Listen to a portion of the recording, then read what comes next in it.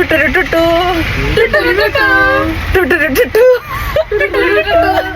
Trip sponsor ചെയ്തിരിക്കുന്നത് ഷഹീർ ഹംസ, പിന്നെ director Anas, സഹസംവിധായകൻ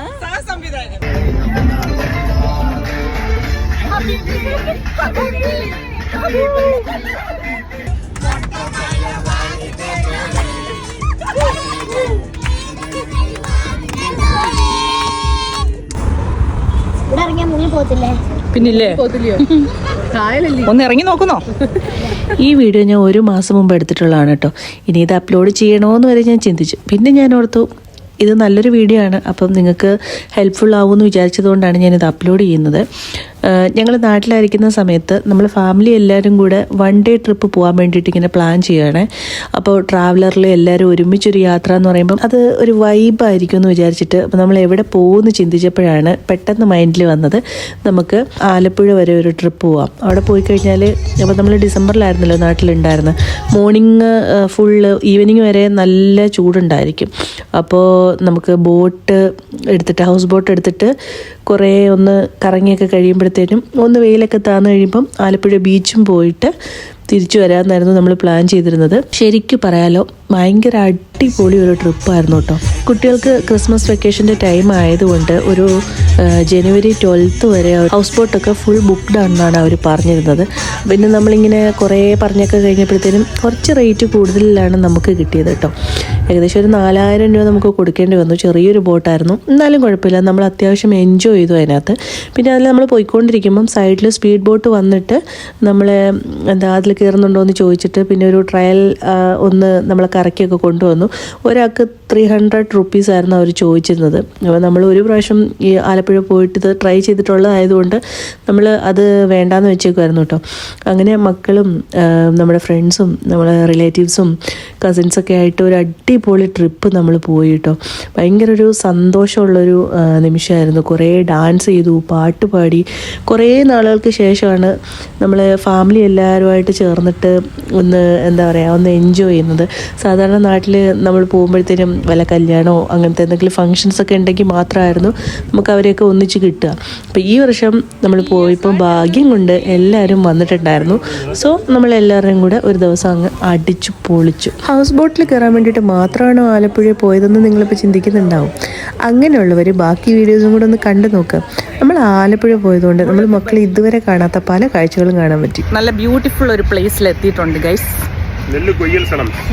കൊയ്യോ കണ്ടാൽ നമ്മളെ ഇത് കണ്ടു കഴിഞ്ഞാൽ മണ്ണാന്ന് വിചാരിക്കുള്ളൂ. പക്ഷെ നോക്കി നല്ല നെല്ലാട്ടോ, അടിപൊളി നെല്ല് ഉണ്ടാ, സൂപ്പർ നെല്ല് ഗൈസ്. ടെക്നോളജി ആയിരുന്നു.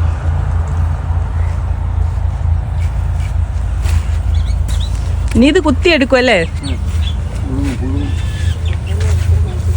ഇതൊന്നും കണ്ടിട്ട് തന്നെ ഇല്ല. ഇത് കുത്തിയിട്ട അരിയാക്കുന്നത്.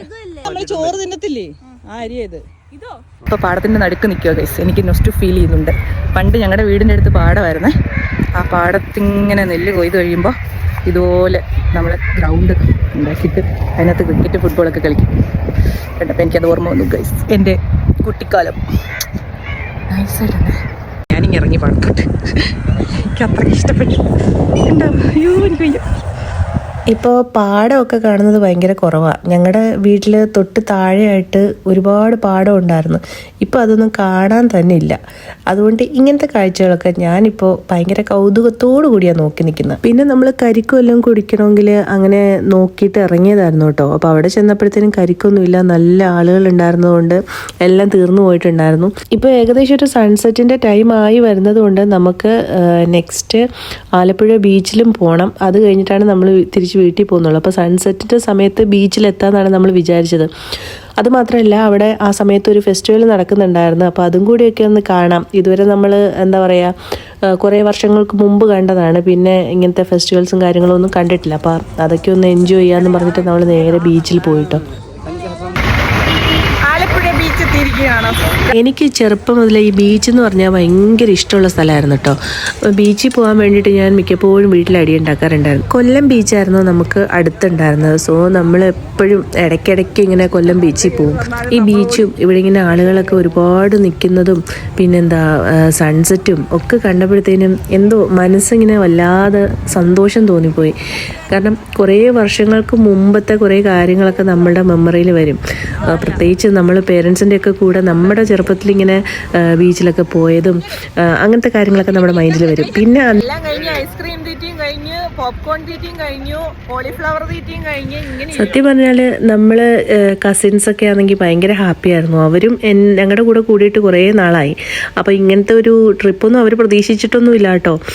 പെട്ടെന്ന് ഇങ്ങനെ എല്ലാവരും കൂടെ ഒത്തുകൂടിയപ്പോൾ എന്നാൽ നമുക്ക് എവിടെയെങ്കിലും പോകാമെന്നും പറഞ്ഞിട്ട് അങ്ങനെയാണ് നമ്മൾ ആലപ്പുഴയെ സെലക്ട് ചെയ്തത്. പക്ഷെ ആലപ്പുഴ പോകാനെടുത്ത തീരുമാനം നല്ലതായിരുന്നു എന്ന് എനിക്ക് ഈ ഈവനിങ് ആയപ്പോഴാണ് മനസ്സിലായത്. കാരണം ബീച്ചിൻ്റെ വൈബ് എന്ന് പറഞ്ഞാൽ വേറെ ലെവല് സാധനമായിരുന്നു കേട്ടോ. നമ്മൾ അവിടെ നിന്ന് കുറേ സ്ട്രീറ്റ് ഫുഡൊക്കെ വാങ്ങിച്ച് കഴിച്ച് എന്താ പറയുക കുറേ എൻജോയ് ചെയ്തു നമ്മൾ. ഭയങ്കര രസമായിരുന്നു. മക്കളായാലും നമ്മൾ വലിയവരായാലും എല്ലാവരും അടിപൊളിയാക്കിയിട്ടുണ്ടായിരുന്നു. പിന്നെ ഇതേ ഈ കാണുന്ന കുറേ റൈഡുകളില്ലേ അതിൽ കയറാനായിട്ട് ഞങ്ങൾക്ക് ഭയങ്കര ആഗ്രഹം ഉണ്ടായിരുന്നു. പിന്നെ ഇങ്ങനെ മടിച്ച് നിന്നു കേട്ടോ. ഈ അടുത്തൊക്കെ കുറേ അപകടം ഉണ്ടായതായിട്ട് കേട്ടില്ലേ. അതിൻ്റെ തൊട്ട് മുമ്പത്തെ ആഴ്ചയായിരുന്നു നമ്മൾ പോയിട്ടുണ്ടായിരുന്നത്. അപ്പോൾ ഇതിൽ കയറുന്ന കാര്യം പറഞ്ഞപ്പോൾ ഞാനിങ്ങനെ പറഞ്ഞു അതിനകത്ത് ബെൽറ്റോ കാര്യങ്ങളോ ഒന്നുമില്ല. ഇത് കൺട്രോളെങ്ങാനും വിട്ടുപോയിട്ടുണ്ടെങ്കിൽ എന്തായിരിക്കും അവസ്ഥ എന്നൊക്കെ നമ്മൾ പറഞ്ഞത് കൊണ്ട് ചെറിയ രീതിയിൽ എല്ലാവരും ഒന്ന് പേടിച്ചു. എല്ലാവരുടെയും നിപ്പ് കാണുമ്പോൾ തന്നെ നിങ്ങൾക്ക് മനസ്സിലാവും.